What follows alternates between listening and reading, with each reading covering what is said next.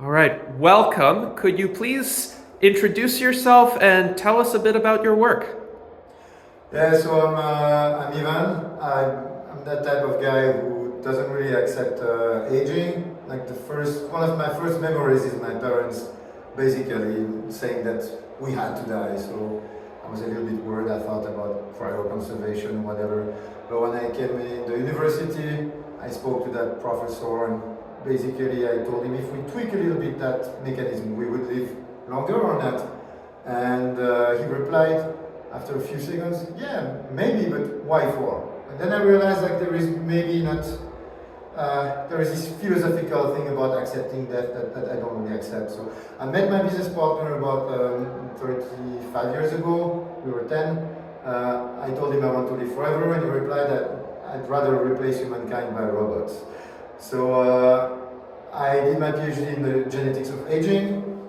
I have some targets I want to activate. I think they could lead to tremendous life extension. However, drug discovery sucks, it's slow, so I started to focus on cheminformatics. There I saw some big gaps in machine learning. I convinced my business partner, who back in the time was professor in the University in Quantum Information, to retire, and we built Cortex.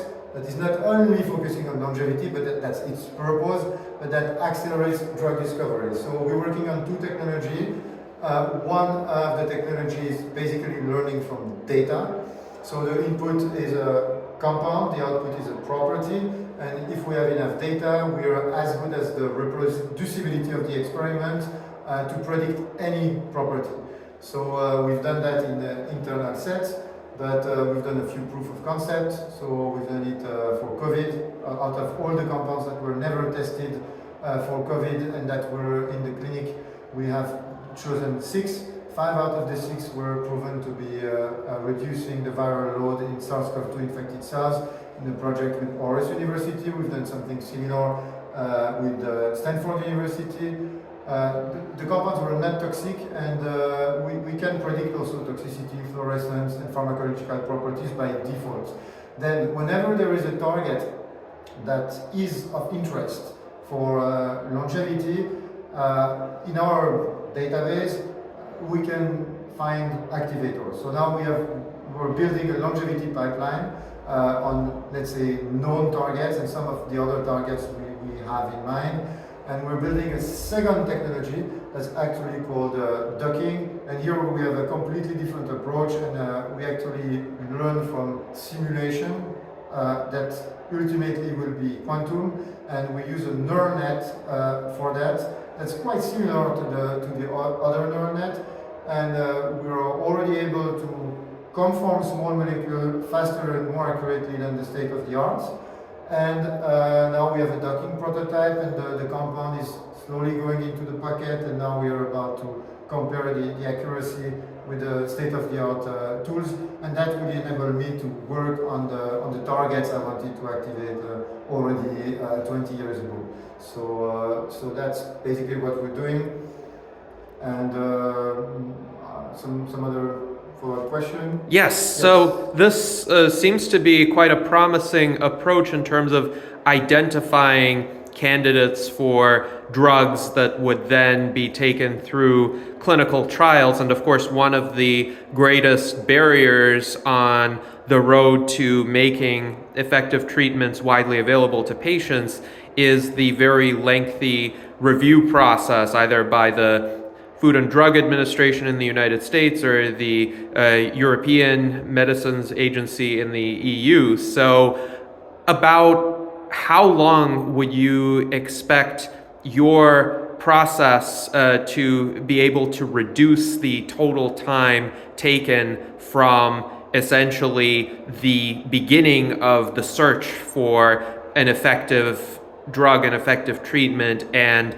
the final approval? Clearly, there would have to be clinical trials afterward, but the identification of the initial targets would be reduced. So how many years could that save? The preclinical phase is lasting in between 2 and 5 years. When things are optimized, I think we can squeeze that between 2 and 5 months, because the job that we're doing is taking between 2 and 5 weeks actually, just because we have to select compounds. Actually, we don't only for instance for the COVID, we had some data on infected cells and compounds, but we didn't have so much data. And the reason why we did a good job is because we also looked at the ability of compounds to inhibit viral proteins and also host cell proteins that are being hacked by the virus. So we're going to do the same with longevity. So I'm not just going to look at, let's say, mTOR inhibitors or DNA repair activators. We're just going to put an equation so that thing can take anything between 2 weeks and a few months. But definitely I'd say we can reduce the time by a factor of about 10.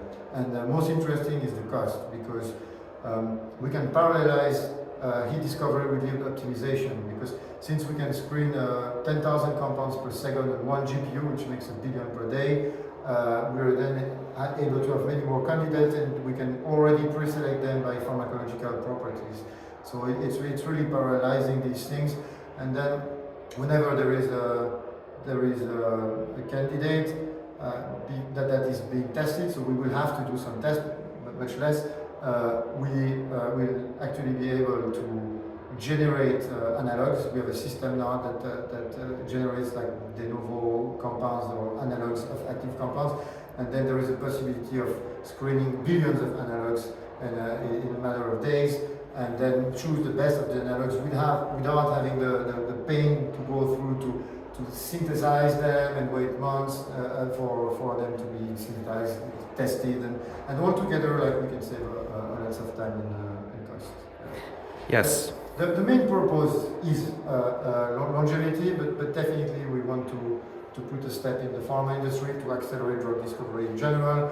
But the in-house pipeline will be for longevity, and there is a big problem with pharma and longevity that has been discussed in this congress in Dublin, where we are right now, which is quite interesting, is that pharma or governments will probably not invest directly in life extension. So the idea would be to choose the compounds that would extend lifespan, but that have a direct application in some specific age-related disorders. So I believe that the first compounds that I'm going to eat, meanwhile it's going to be in phase 2, 3, they will be, let's say, Alzheimer or Parkinson or cancer drugs that look like they are non-toxic at all, and actually I will get them for longevity, like people do with metformin or stuff like that. But I think they're wrong, they should take berberine.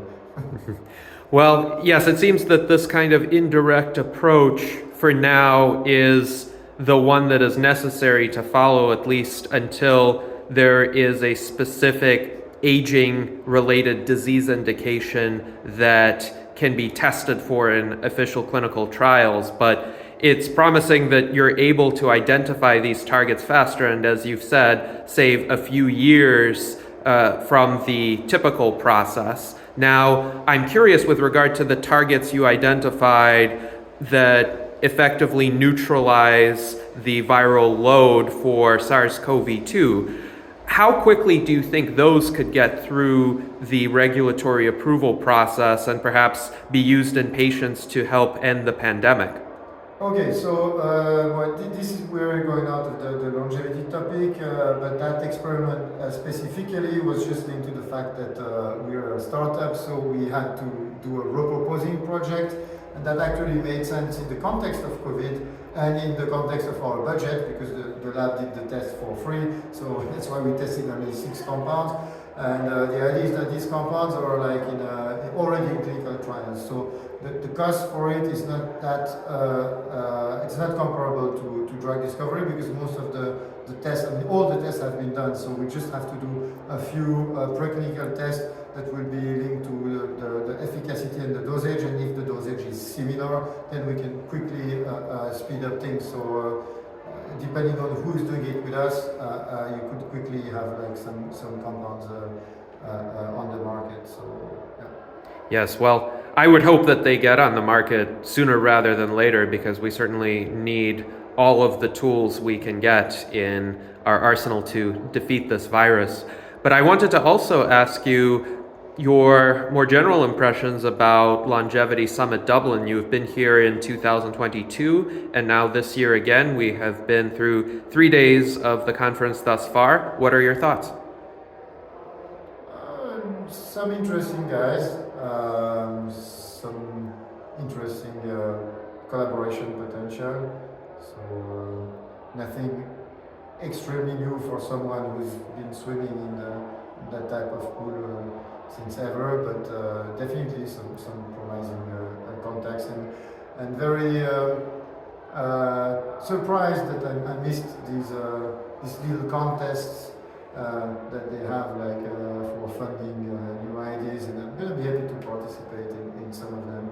I don't remember the name of these things, and happy to see that some completely outsider guys are coming and are doing some speeches, like the AI a guy really coming from with a PhD in machine learning, coming from informatics, just like bringing some kind of nice ideas there.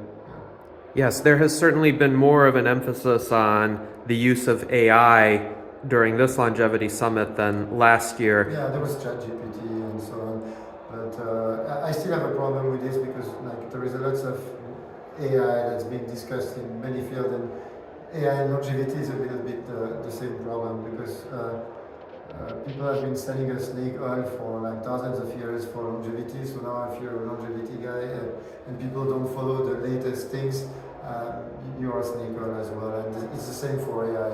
And I have the feeling that many AI companies, including here, are not really doing AI. That's just one little impression that I have in general. Mm-hmm. But it's interesting how, because of ChatGPT or various generative AI models that create images, the public has noticed AI to a much greater extent, and there has been a significant public reaction. Not all of it has been positive. I wish people saw more of the opportunities rather than the threats in AI. But do you think there could be discoveries or events in the longevity field that would generate a similar public recognition of the possibilities? Yes, and I believe we should maybe, it's just a question of making, let's say, creating some trend out of some exciting events, or let's say if we use ChatGPT a little bit, because we are doing it, of course, just for quickly reading some stuff actually. That's the only, at the moment, we explore the programming, but our programmers are a bit more specialized. But the idea is that we could say, yeah, the drug has been discovered also using ChatGPT, and I would say it's to market it, and that probably could help to convey the stuff further. I wouldn't do it for ChatGPT or whatever, but it's a way to grasp the interest of the crowd. So I think it's very interesting times. Interesting times indeed. Well, thank you, Ivan, for joining us, and I hope you enjoy the rest of the Longevity Summit.